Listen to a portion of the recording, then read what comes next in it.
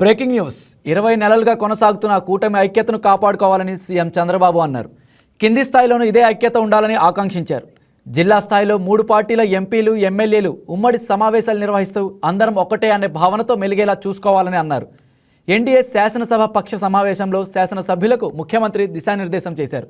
సభలో ఆవుకథలు చెప్పడం మానేసి విషయ అవగాహనతో రావాలని నిర్దేశించారు. ఈ సమావేశంలో డిప్యూటీ సీఎం పవన్ కీలక వ్యాఖ్యలు కూడా చేశారు. రాష్ట్రం అభివృద్ధి పథంలో ఉండేందుకు మరో 15 ఏళ్లు ఐక్యంగా కూటమి కొనసాగాలని పవన్ కళ్యాణ్ పిలుపునిచ్చారు. 15 ఏళ్లు కూటమి ధర్మం పాటించాల్సిందేనని జనసేనాని స్పష్టం చేశారు. ద్వితీయ శ్రేణి నేతల నోటి దురుసుకు చెక్ పెట్టేలా పార్టీ పెద్దలు చర్యలు తీసుకుంటున్నామని పవన్ చెప్పారు.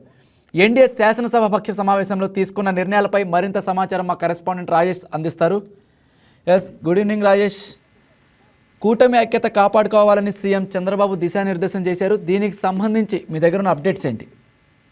రాజ్ కుమార్, కొద్దిసేపటి క్రితం సీఎం చంద్రబాబు అలాగే డిప్యూటీ సీఎం పవన్ కళ్యాణ్ అధ్యక్షతన శాసనసభ ఎన్డీఏ శాసనసభ పక్ష సమావేశం అయితే జరిగిందని చెప్పుకోవచ్చు. ఈ సమావేశంలో CM Chandrababu, deputy CM Pawan Kalyan కొన్ని కీలక సూచనలు అయితే అటు ఎమ్మెల్యేలకి ఎమ్మెల్సీలకి అయితే చేశారని చెప్పుకోవచ్చు. మొత్తం గుజరాత్ తరహాలో 15 ఏళ్ల పాటు ఈ కూటమి ప్రభుత్వం అధికారంలో ఉంటేనే అభివృద్ధి సాధిస్తుంది, ఐక్యంగా బలంగా ముందుకు వెళ్లాలంటూ కూడా మరో 15 ఏళ్ల పాటు కూటమి కొనసాగాలంటూ కూడా అటు పవన్ కళ్యాణ్ చెప్పడం జరిగింది. అంతేకాకుండా పొత్తుదనమని అందరూ పాటించాలి ఖచ్చితంగా అంటూ కూడా సీఎం డిప్యూటీ సీఎం కూడా కొన్ని దిశానిర్దేశం చేశారు. అదే సీఎం చంద్రబాబు కూడా కొన్ని కీలక సూచనలు అయితే చేశారని చెప్పుకోవచ్చు.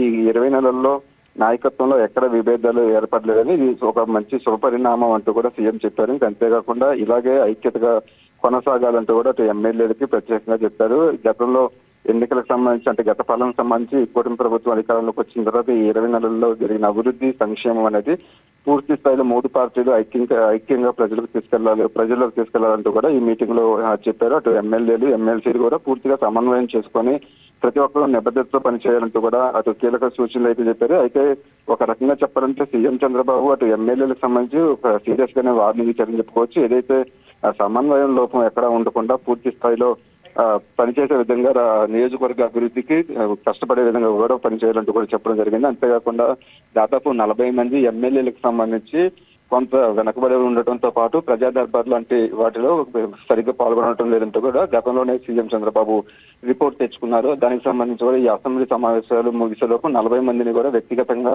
పూర్తిగా వాళ్ళని కలిసి వాళ్ళకి సంబంధించిన పూర్తిగా దిశానిర్దేశం చేస్తారంటూ కూడా చెప్పారు. దాంతోపాటు అటు ఎమ్మెల్యేలు కావచ్చు, లోకల్ గా ఉండే ఎంపీలు, ఎస్పీలు, కలెక్టర్లతో కలుపుకొని పొలిటికల్ గవర్నెన్స్ ను కూడా ప్రజల్లోకి తీసుకెళ్లే విధంగా కూడా పనిచేయాలంటూ కూడా సీఎం చంద్రబాబు చెప్పారు. దాంతోపాటు కేంద్రం నుంచి ప్రత్యేకంగా బీజేపీ సహాయ నిధుల విషయంలో సపోర్ట్ గా ఉంది కాబట్టి ఈ నిధులకు సంబంధించిన సేకరణతో పాటు వాటిని ప్రజలకి పూర్తి స్థాయిలో అభివృద్ధికి సంక్షేమానికి ఖర్చు పెట్టే విధంగా కూడా ఎమ్మెల్యేలు పనిచేయాలంటూ కూడా ఆయన చెప్పడం జరిగింది. అంతేకాకుండా అసెంబ్లీ సమావేశాలు జరుగుతున్న వేళ మరో కొత్త పద్ధతికి శ్రీకారం చుట్టారని చెప్పుకోవచ్చు. ఎవరు కూడా వ్యక్తిగత కక్షలతో పాటు క్యారెక్టర్ కు సంబంధించిన అంశాలను కూడా ఎవరు కూడా వ్యక్తిగత విభేదాలకు వెళ్ళకూడదు, పూర్తిగా ఒక లాయల్టీగా అనేది అసెంబ్లీ సమావేశాలు జరగాలంటూ కూడా సీఎం చంద్రబాబు కీలకంగా చెప్పారు. మొత్తం మంత్రులు కావచ్చు. ఇక అలాగనే విషయ అవగాహనతో సభకు రావాలని అదే సమయంలో డిప్యూటీ సీఎం పవన్ కళ్యాణ్ కూడా కొన్ని కీలక వ్యాఖ్యలు చేసినట్లు తెలుస్తోంది. దీనికి సంబంధించి ఏమంటారు? ఖచ్చితంగా CM Chandrababu, deputy CM Pawan Kalyan ఇద్దరు కూడా ఒక సమన్వయంతో ఉన్నారు. పూర్తిగా కూటమి ప్రభుత్వం అనేది పొత్తు ధర్మంతో పాటు 15 ఏళ్ల పాటు రాష్ట్రంలో అభివృద్ధి జరగాలంటే ఈ 3 పార్టీలు కలిసి పనిచేయాలంటూ కూడా చెప్పడం జరిగింది. అంతేకాకుండా కొంత వ్యక్తిగతంగా ఎమ్మెల్యేలకు సంబంధించిన పనితీరు మీద కొంత సీఎం చంద్రబాబు కూడా రిపోర్ట్ తెప్పించుకున్నారు కాబట్టి 40 మంది ఎమ్మెల్యేలు ఉన్నారు. దాదాపు వాళ్ళు కూడా పూర్తిగా నియోజకవర్గానికి సంబంధించిన అంశాలు కావచ్చు, అలాగే కొంత సమన్వయ లోపం ఉంది అనేది కూడా ఆరోపణలు వస్తున్నాయి కాబట్టి దానికి సంబంధించిన పూర్తి డేటాతో రావాలి. అంటే ఇది ఎలా పడితే అలా మాట్లాడకూడదు, పూర్తి స్థాయిలో అభివృద్ధికి సంబంధించి ఎందుకు వెనుకబడి ఉన్నారు అనే అంశాల మీద పూర్తి అవగాహనతో రావాలి. అలాగే అసెంబ్లీలో మాట్లాడేటప్పుడు కూడా పూర్తి సబ్జెక్ట్ తో మాట్లాడాలి. దానికి సంబంధించి ముందుగానే okay Rajesh, thank you Rajesh. ఈ వీడియో మీకు నచ్చినట్లయితే లైక్ చేయండి, షేర్ చేయండి, మా ఛానల్కి సబ్స్క్రైబ్ చేయండి.